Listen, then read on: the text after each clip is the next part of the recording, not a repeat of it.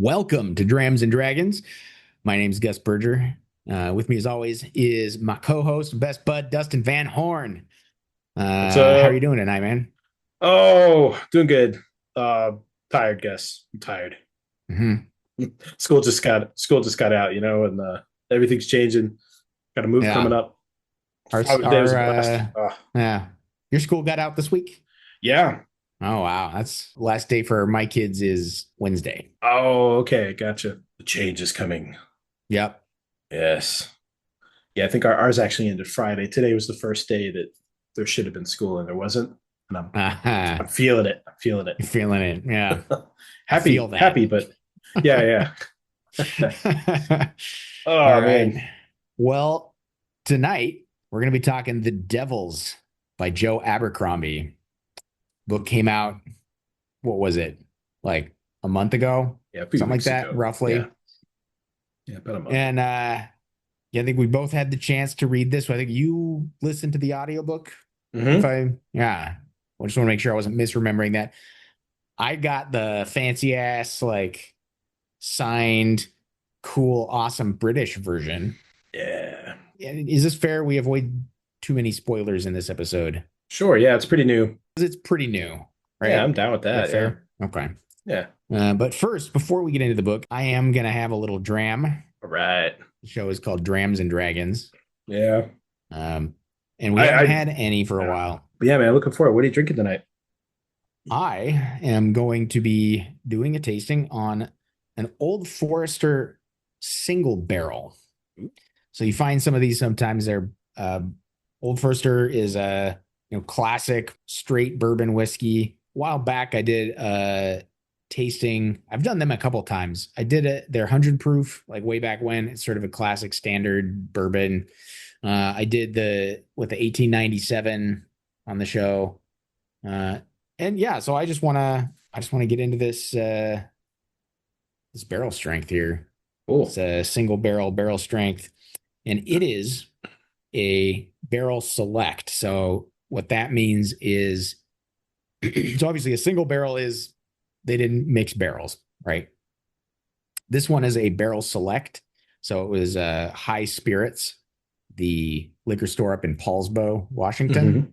Hmm. Um, that's who I go to anytime I want like a like legit bottle or something. It's a little, you know, they do a lot of picks. They do a lot of picks. So basically they get the owners or whatever and the staff there, they get to all fly out to Kentucky to the distillery and they go and they pick a barrel or two and then bring that gets bottled specifically for them. So they get to taste a bunch of barrels, select the one that represents their brand or whatever, and then that gets bottled up for them. It's a pretty cool program. A lot of distilleries, it's a very sort of trendy program. A lot of distilleries are doing this with bourbons these days. I have had some barrel selects I didn't care for over the years now. Um, and I've had some that were just delicious, stunning bourbons. And I'll give you a this when I cracked it open. This is in the stunning category. So Mm. thought it, yeah. So this one, High Spirits Edition. The cool thing about this is with their single barrels, they actually tell you what warehouse this was in. You got to remember, Old Forester is a Brown Hmm. Foreman company. So that's the same people who do like Jack Daniels and some other stuff. So they're a big, really big distillery, right? They do huge volume. But they also do some quality, right? They don't just do, shit. Hmm. Um, they don't just do mass market shit. They do some really good stuff. And Okay. so, but because it's such a big company, they have a lot of warehouses. So they actually will tell you what warehouse and then what floor in said warehouse Ah. this barrel came from.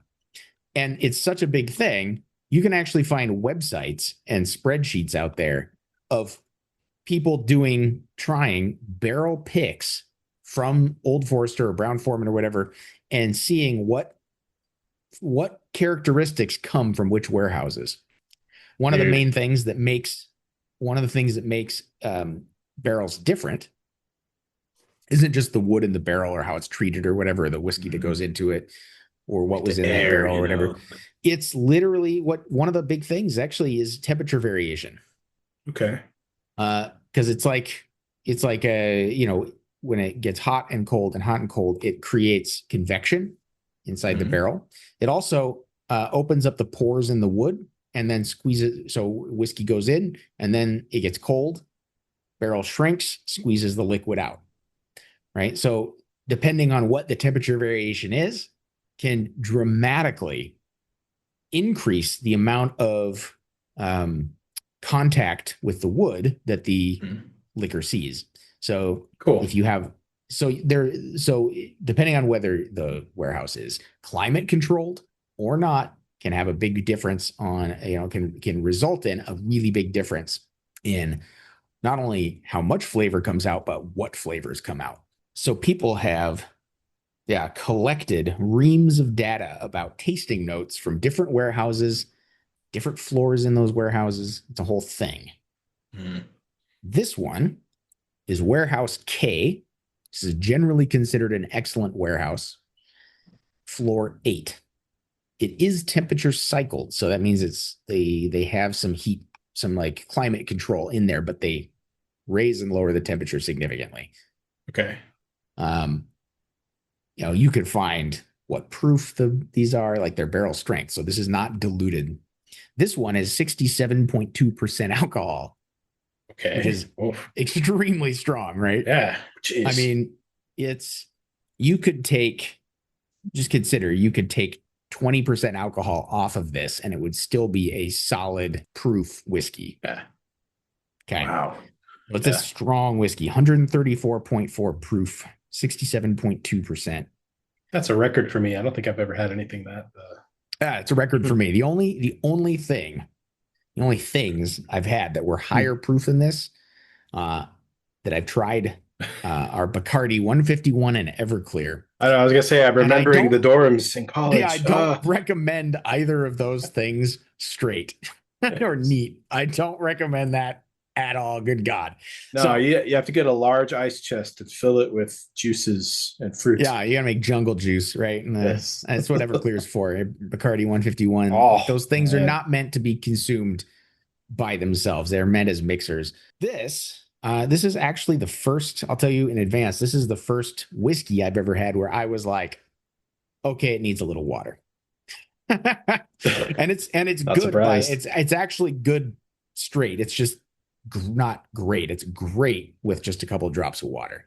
So Cool. uh yeah, without further ado, let's get into this single barrel Old Forester High Spirits Edition 1 Warehouse K Floor 8. Right. 67 ridiculous percent alcohol. I've actually brought, I don't normally do this for the tastings that I do. I probably should in general, but I don't normally do this, but I've actually brought water with me to my office where I'm doing the Ooh. podcast. Oh, fancy. So yeah, I'm not doing a big pour. It's strong stuff. And just right off the bat, opening the bottle, I just get an insane amount of caramel. Oh, that's dark. That's a dark whiskey too. That's very Man. dark. I get a lot of caramel. I actually get some cherry. I haven't even put my nose in it. This is just opening the bottle and the esters and all this stuff coming out, into the air. Mm. It's just very strong stuff. And you can see the color is rich Yeah, and it's dark. And beautiful. remember, this is straight bourbon, Kentucky straight bourbon. So that just means that it does not have anything added to it. There's nothing adulterating that. So that's the natural color right Wow. there. It's just a Just really rich amber. gorgeous. Yeah. Yeah, it's a rich amber. I wouldn't say it's almost got like just a hint of Red. orange, like Yeah, red. Like orangey. I would say Hmm. very orange color. It's very rich. Hmm. It's got, if you get the legs on there, swirl it around. It's got Hmm. crazy thick legs. I don't know if you can see that on the camera there, Hmm. but Super man, thick, man. Super thick. super thick, super oily. And frankly, I would expect nothing less from something that's 67%. Yeah. So smells. I'm getting like dried banana chips, Hmm. cherry, like medicinal cherry, like rich, like baked apples, Hmm. caramel. Just the caramel just, it sort of opens up and warms a little bit. Vanillas start to come out.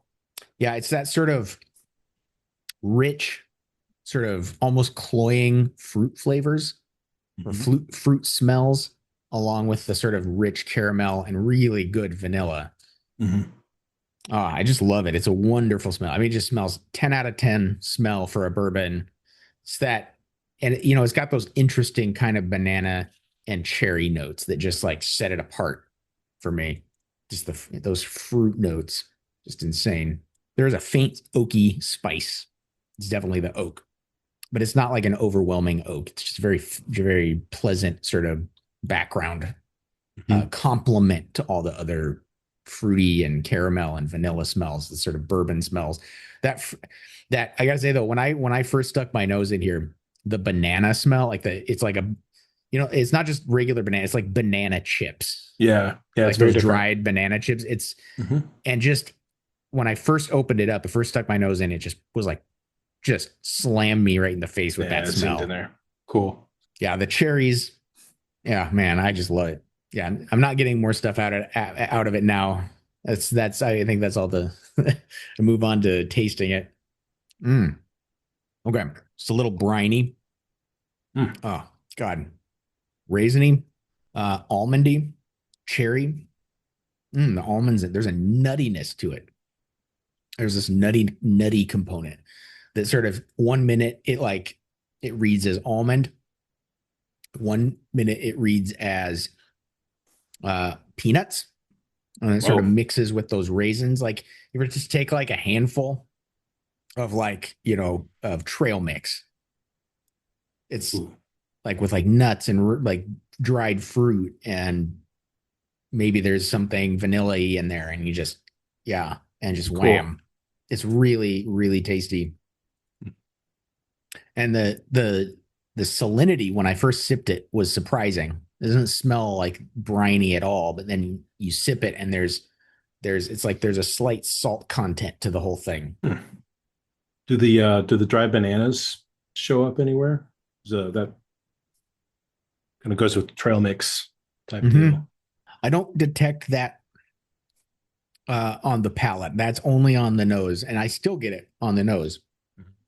Like I would just stick my Cool. nose in there. I still get the banana a little bit, but the banana and the apple sort of fade away, and it becomes this dried fruit, vanilla, nutty combo that's just absolutely delightful. As far as the finish, it's got a bit of a burn. Um, it's just sort of it coats the back of the throat, the back of the tongue, Mhm.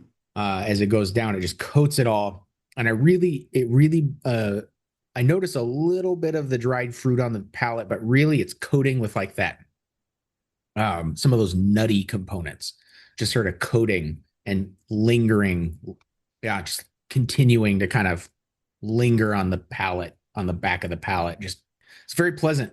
It's very pleasant. It's very drinkable for being, I said it burns a little bit. That all of these notes and everything are with no water added, so still drinking it at 67.2%. I could drink this.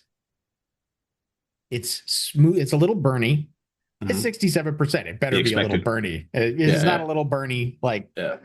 but it's actually not as bad as I would have expected. Mhm. I think that the texture, the sort of texture that it has, the oiliness, that thickness, the coating really helps it out so that it's not as it doesn't just like burn you going down really bad. It's very good stuff, well produced, delicious. Now I'm going to add a couple drops of water. Let's see if I can do this without making a mess. We're gonna add a couple drops. Oh, come on. There we go. Got a little water in it. Probably stand to add more. It's a very high proof Yeah. whiskey. I can probably Oof. stand to add quite a bit. Um, so we're just gonna let that sit for a minute. This is one of those. This is one of those bourbons. Honestly, it's one of the best bourbons I've ever had, if not the best bourbon I've ever had. Mhm. It's I highly recommend if you have the chance to go get a you know single barrel. I recommend, find one of these websites. You can just Google like, you know, best Old Forester warehouses and you'll find results. Um, there's multiple people doing this, keeping track of this, but you can find, which warehouses might suit your palate, Mm-hmm. Some of them have, they have sometimes have some very different notes. So, Yeah. all right. So this has been sitting with a little water for a couple minutes. Yeah, and about what you said, man. I mean, yeah, Mm. it's unique, a Mm. unique dram. I've never heard of anything like this. Oh So, my God. Okay. oh boy. So a little water added, Okay. and um, it goes from being 9 out of 10 to 10 out of 10 Ooh. on the palate. A little bit of water, and the salinity is reduced and the sweetness increases. Mm. Often when I add water, I get a lot more barrel notes, like a lot more oakiness, spiciness. Uh, this one, I don't, none of that is increased. The salinity is reduced. The sweetness is amped up. There's more dried fruit. There's less nuttiness, but there's still some. There's a little bit of, I would almost say, chocolate, or even let me get in there again and just try it one more time. But I was detecting a note that I swear is chocolate. Hmm. Mm. And I am getting more oak on this one on the second sip Mm-hmm. with the water added. But there's chocolate. Oh yeah. Oh, for sure. Cool. There's this big chocolate like finish with a little water added that just wasn't present without the water. And you Mm-hmm. add the water, and suddenly it's like just big dark chocolate explosion in the back of the palate. Um, to kind of go with the sweet dried fruit stuff. Yeah, it's just really a special dram. Uh, the high spirits guys did a phenomenal job picking this one. Pretty cool. This is some like new frontier of whiskey drinking. This is going on like warehouse floors and stuff. Yeah, I know, right? Um, But you, I mean, but the you'll taste this. results, You'll taste yeah. this, and you'll understand Oh, why. I can't wait. Yeah, Yeah, well, and from what I'm you described, it sounds like I liked your handful of trail mix. You even had the chocolate in there and the bananas. That's trail mix, man. With the nuts and the vanilla and yeah, it's just a phenomenal bottle, hmm, from a phenomenal, old school classic distiller. man. You know, man, everybody needs to be drinking Old Forester. Dang it. Just drunk on Old Forester all the time. All the time. Okay, so like I know it's Brown Foreman, right? Like I know, okay, it's Brown Foreman. It's the same people who own, Jack Daniels and some other really big brands, right? Mhm. So I know that some people might be like, oh, that's just like big market. No, it's fucking delicious. This is so good. Oh man. Cool. I'm glad you're enjoying it, man. That sounds really nice. Well, shoot. Shall we talk some book? Yeah. Let's Yeah. proceed. Let us proceed with Go away, man. The Devils. I've been waiting to talk. I The haven't talked about it with Devils. anybody, by the way. I've been keeping All myself right. pure. The Yeah. Devils by Joe Abercrombie. Mm. Fantasy book published about a month ago. So came out May 6th, a little just over a month ago. This is not part of his other previous, previously established universes. This is its own new thing. The concept of the book is essentially, you can think of it as kind of like a gothic fantasy, like gothic horror fantasy, alternate history, Mm. Suicide Squad. Yeah, that's a good way to put it. Yeah, I've seen people compare it to Suicide Squad or the League of Extraordinary Gentlemen, or Yeah. these sort of team up, monster mash team up, like fantasy world team up, where these different, you've got the main major characters are like a vampire, a werewolf, a necromancer, a creepy elf, cursed knight, right? Like, so there's this group, there's more characters than that, but uh Well, that's sort of the setup, right? Yeah. Yeah, and I think the only thing I'd add to that is it's kind of a cool new genre that's been poking out the last few years where it's like alternative history with a fantasy element added to it. So Hmm. not only is this alternate world history, like different empires rose and fell and different cities flourished versus did not flourish, but it adds magic to it. It adds the existence of a plane of hell and of fantastical creatures that are alive in myth for us, but in this world they're actually real. So uh, it's cool, and there's been a couple other series that have come out recently that kind of have that vibe going on, and I find I really like it because I'm not a big alternate history guy, Yeah. but when they add like dragons and shit, I'm all for it. It's kind of cool. And this one, Yeah. the world is different enough. It feels like a complete fantasy world because Yeah. I yeah. actually, I really liked, I thought that was one of the best sort of elements. I almost wish it would have been more of a feature was were some of the really interesting alternate history Mm-hmm. directions that he went and in some examples it just this is all part of the setup. These aren't huge spoilers or anything, but instead of Greece winning the Trojan War, Troy won the Trojan War. And instead of Rome winning uh Yeah. the Punic Wars, Carthage Mm-hmm. won the Punic Wars.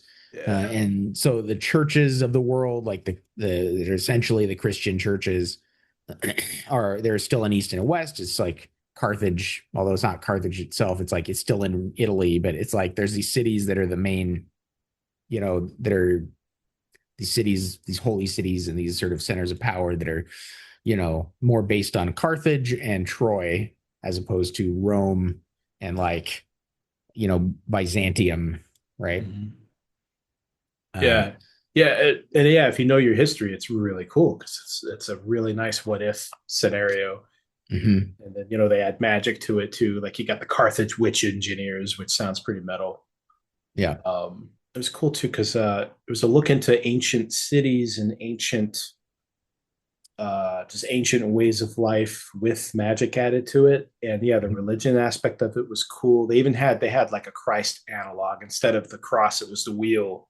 Yeah. And I felt there was a little bit of a Monty Python s to it too, because you had some classic like British, it's the wheel, no, it's the circle type thing. Um, and there's some fun like antics going on. But yeah, how did you think of the world in terms of being fleshed out and like a place you could sink your teeth into? Did it for you? Yeah, it was sort of I really liked what there was. I did feel that a lot of it was pretty shallow. A big part of the structure of this is just sort of a journey. This is something that Joe Abercrombie likes to do, right? Is journey across the world. Yeah. And I think it can really work. And sometimes he's done it really well. I think in Mm-hmm. this one, I got a little bit too little of a taste of the different locations he went to. Mm-hmm. I would have liked to sort of sink my teeth into some of these places a little bit more, like Venice, when they're traveling through, right? Just to pick like one relatively early location. It's like we get a little bit of Venice, we get a taste of it, we get a sort of glimpse of it, but it's as opposed to like going there and making it like a real location, it's almost more like this sort of a set piece that we wave to as we go by on the train of the narrative. Mm-hmm. So I thought it would have been really cool. I liked it because in this book, like Venice is like sinking, like more dramatically. It's Yeah. like down already, like half underwater or whatever, right? Like it's this really cool concept that I mostly really liked. It's just, yeah, I'm just watching it go by the wind, as the narrative journeys along through the world really quickly. Yeah. Um, That's so a yeah, that's yeah. I think that's an yeah. important note too about what the book is. It's I would say it's very firmly like a character driven novel. It's like you said, it's like the environment around it's a little bit hazy and Mhm. it's probably on purpose.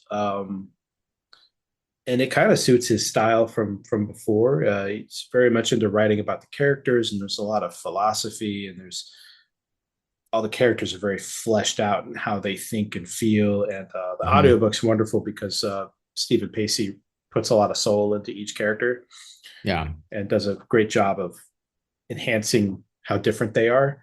But yeah, I think I would have liked a smidge more of the world. It got me hungry for it. It was such a Mhm. fascinating, different, and it had me just double checking what I knew about history. And it's like, oh, cool, they never won the Punic Wars. Um, what would Troy be like if it became the center of the world? And it's all these Yeah. cool things. And yeah, you kind of. So I don't know if it was if I wanted more or if it was like the perfect amount to get me like engaged and enthralled in it. Yeah, I'm a really big fan often of world building, but that's Mm-hmm. just my like personal preference, right? Like I enjoy reading things with like, kind of more built out worlds, you know.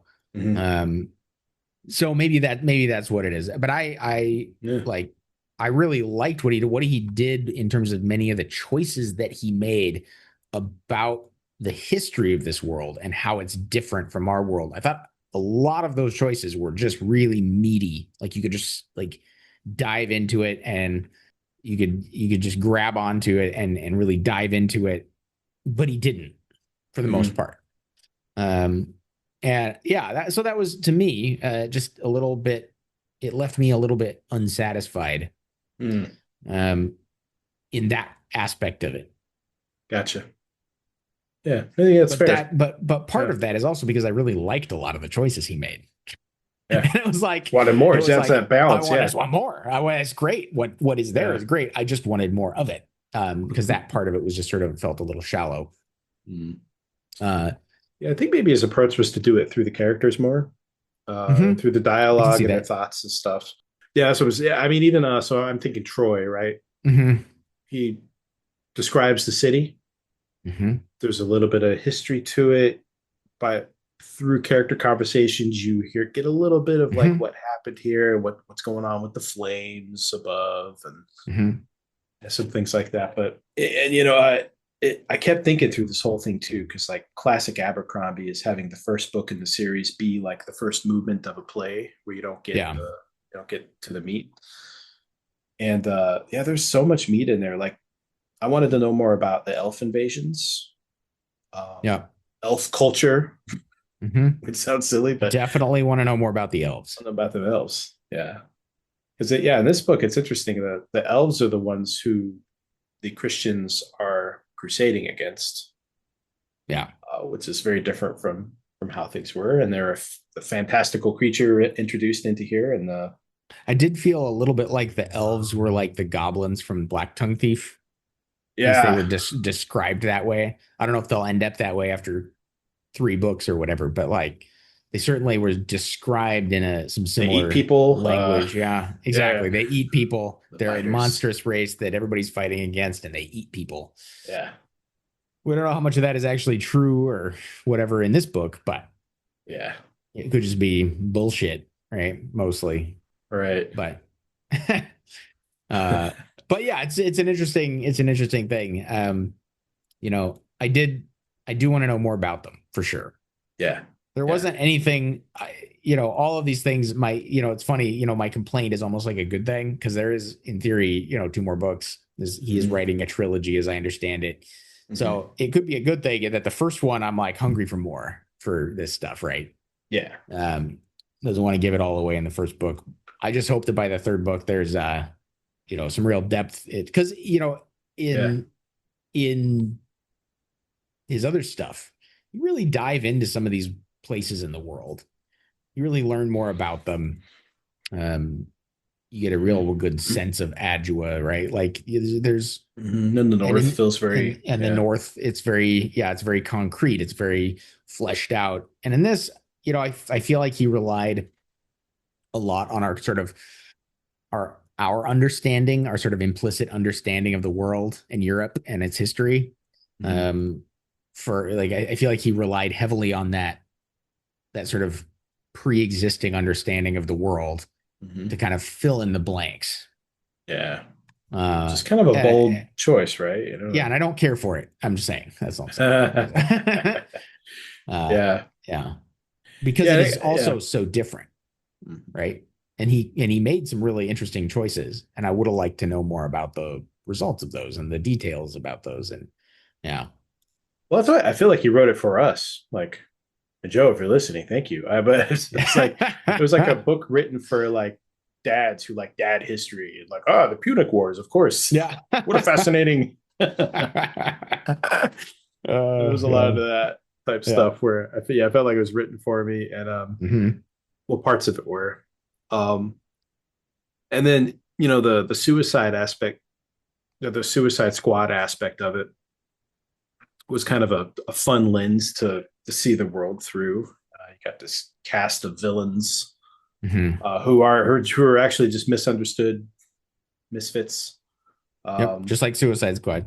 yeah, just like Suicide Squad.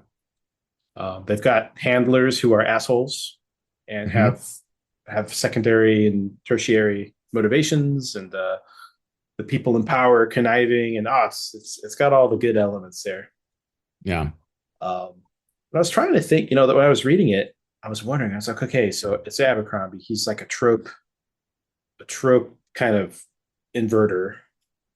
And I was wondering if that trend continued for you, because for me, I don't know. I was trying to look for subverted tropes, and I it didn't seemed think it like that. did. Yeah. No, this one seemed like he was not trying to subvert. I felt like this is in a lot of ways he sort of embraced a lot of like action movie tropes. Mm. Um, Hmm. and there were actually a lot of lines. There were some lines in this that I didn't care for, even while I liked a lot of it. There were more lines in this that felt like they were just sort of like one liners I would read in like you know non fantasy, more sort of Yeah, it was adventure campy a little actiony. bit. It's It's like a campy. campiness to it. Yeah. Yeah. And I didn't always care for it. Sometimes it was sort of familiar and comfortable. Sometimes it was kind of obnoxious. At the end of the day, like this is an action book. There's no Mhm. this is not like I think his comfortable place is like writing trope subverting, slow burn, like noir fantasy. Mhm. Uh, and this is just an action, like thrill ride, Yeah. basically. And it felt like he was trying to write something that's going to get made into a movie like tomorrow. Yeah, which, looks like it is going to be. Oh, does it? I haven't actually seen if there is. It just, Yeah, there's scuttlebutt that oh, it's been okay. bought by people and it's being produced. But yeah, yeah. I was wondering too? Did you get? I felt a bit of Monty Python element that I really enjoyed. I thought it was a very funny book. Um, There are Part some of really funny moments. it's hilarious, especially with some of the villains. That was kind of one of the things that was still very Abercrombie, which I appreciate about him. So he has a villain, right? And the villains are aware that they're villains in this book to some extent, almost in a Monty Python-esque way. Like in that they do these ridiculous things, and they kind of know they're ridiculous, but also they're very serious. And it had this great mixture of just very British, like Monty Python style humor with some of the bad guys, like with the fish people that came up, and Oh, yeah. some of the Yeah. jokes that were around. And yeah, I found myself just, oh, I mean, his writing is very engaging, and I found myself just really enjoying it. And yeah, those what like the one liners would come, and there were some really funny ones. There were And some good ones. There were a few that made me cringe, like cringe though. And I'm having trouble oh thinking of any of yeah, those. There was a joke that I thought that like made me laugh out loud that you're talking about the Monty Python, the Monty Python-esque thing, which is where he summons the demoness yes, yes, to help the necromancer summons her to try to help break this binding that's on the all the monsters, compelling them yeah, to aid Alexia, the princess, and and the demoness, just takes one look at the binding and is like, she does this big speech about how it's like, oh, you gotta, give me your soul or whatever. I don't remember the exact words, but it's this big epic, It's built up so well monologue is too. built up They incredibly can't look at well. her. Yeah. There's And black then feathers falling. It's just like, yeah, oh, it's it's awesome. super, it's epic. And you're like, it's building up to this thing, and you're like, oh my God, are they really gonna? And then she like takes one look at the binding, and she's like, oh, sorry, I can't help. Yeah. I but just but can't call help. me though This if is you want to, beyond me. trade your Yeah. soul for something else. Those were Yeah. really funny. Really funny moment. Yeah, it's There were those. some good. It's that like awareness, a little bit of fourth wall breaking, maybe, and maybe there was Mhm, some of the a couple that might have sounded cringy too. There was a couple of the ways they said things that were kind of modern mhm. to my ears. Yeah. Um, that Anachronistic is the Yeah, word. exactly. Yeah. Good way to, dude. That's where Stephen Pacey really shines because, Yeah. especially everything with Viga. Hmm. I mean, there's this line where Viga and the priest are in, they're in like a stable together, and basically he's really sweating it out, man. He's trying to keep his vows, and there's this moment where he's just like, I don't know, like, uh, I'll be sure to let you know about any loopholes or something. It was something about loopholes, and it was a double entendre. Yeah. But to have this like Shakespearean actor doing this amazing voice of And just to be Viga, clear, loopholes. loopholes. Like she's a werewolf. So Yeah, loop. like Yeah, wolf loop. Yeah. yeah, yeah. Yeah. There was like a Anyway. triple. It worked on a lot of Yeah. levels, Yeah. but I mean, it was hilarious. It was so well written. Yeah, some of the dialogue really shone like that. But yeah, I can see some of the anachronistic stuff. It's a bit of a pet peeve of mine from recent years. As So yeah, yeah.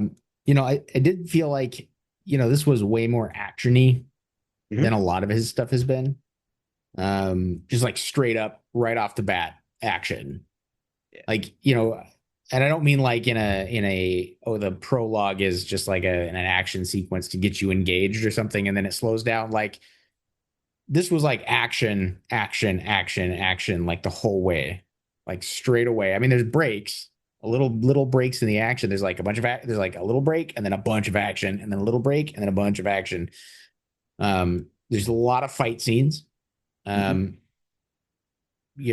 for me, I think I said already. For me, he's at his best when he's doing like slow burn. Mhm. Uh, and this was very much action, action, action. It was entertaining. There are a lot of things I like about the book, but it's not, to me, it's not his best work. Mhm. It's the one I see probably as like most likely to actually get turned into like a movie or a TV show or something. Probably a Mhm. movie. Um, Before this, I think Best Served Cold is sort of the most similar book of his, Mhm. to this, to the Devils. Yeah. But honestly, I like Best Served Cold better. Mm. I think for me, it's almost like having one bowl of ice cream, and then I have this other bowl of ice cream. It's really, really tasty. And I just have two bowls of ice cream. Uh, but And one's yeah, one's chocolate and one's Rocky Road, I guess. yeah, I don't or know. yeah, Maybe some just a little other different. that I pretty much like to say. Yeah, definitely Yeah. different. Yeah, no, I feel you. This one, I don't know. I like the combo. I think it's got a lot of promise. Um, it was just really enjoyable. It came at like the perfect time. I needed something kind of chill to read that was just fun. Mm-hmm. It was really good for that. And best served cold, but I know what you mean. Like, I think if you're taking it like objectively in terms of his best work, yeah, best served cold was excellent. Um, really hit all the marks. Had good balance, had good pacing, like all the things that are kind of there, and it was kind of his writing at his best. But I really appreciate that he tried something kind of new Yeah. and took that other element and I really like reading about. I mean, I love reading about the Bloody Nine, and basically Viga is like an extension of that. Um, and you get a lot more of her. So for me, it was like yes, right there into my veins. Give me some more like reluctant hyperviolence followed by, you know, the fallout of it. And Um, yeah. I thought maybe the romance was a slow burn, like the romantic aspects of it. The character building was kind of slow burn. so yeah, so I'll say I've enjoyed it, you know. I've Mhm. enjoyed the ride. Um, when I say it's not Abercrombie's best work, that I mean that shouldn't come as like a real big knock against it because his best work is phenomenal. Uh, you know, his best work has his some of his books are absolutely stunningly amazing, fantastic, works of fiction and fantasy. So it's not to say like it's a knock against it. I do recommend it. Yeah. It's good. It's entertaining. It's fun. You get a lot of the things that you like about Abercrombie. Some of those characters are great, memorable characters. Mhm. Baron Rickard, the vampire, is friggin' Ah, awesome. Balthazar is entertaining cool take on always. vampire too. It's like a new, Yeah, different. Yeah. yeah. Oh yeah, and Balthazar. Balthazar is funny. He has a lot of really funny moments and So lines. funny. Yeah. Yeah, he's like the necromancer. He's like the comedic relief a lot of the time. Yeah. Uh, so Plays a straight yeah. man a little bit too, you know. Mhm. He's the yeah. Yeah, yeah, for me, kind of the same. You know, for me, it's. I mean, if you like Abercrombie, it's another bowl of delicious. It's like Ben and Jerry's.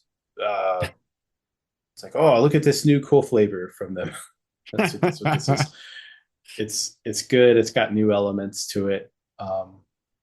It's got that kind of avant garde, trying something new flavor that I really appreciate out of Mhm. authors. I think it's easy to rest on your laurels or fall into tropes that are your tropes. Um, and so I like this one. He subverted his own trope of writing. Oh, that's the meta. Yeah, it's very different. It's very different Yeah, from his previous work in a lot of yeah, ways, and it's also very much yeah, got his DNA in it, right? Like, yeah, but it's I think about as different within the sort of framework of like a work by Abercrombie. Is also as kind of as different as you could get, will still yeah, be in that, you know. yeah. Um, Oh man, yeah. And I will say I can't say I will say there are other things that Abercrombie has a tendency to do that he continues to do in this book. mhm. Yeah. And Um, we will not yeah, spoil it because this book just came out. I do not expect most people listening to this to have read it yet. So yeah, and you should though. Yeah, treat yourself. It's excellent. yeah, it I is recommend the enjoyable. audiobook. Yeah. Stephen Pacey, he'll ruin you. Stephen Pacey is like an excellent whiskey where it Mhm. sets your bar up. Um, Yeah. and the story really comes alive. But I gotta say, this version that I got has these awesome oh, pieces of art uh, in the cover there inside, just on the inside of the inner cover thingy. yeah, okay, that's cool.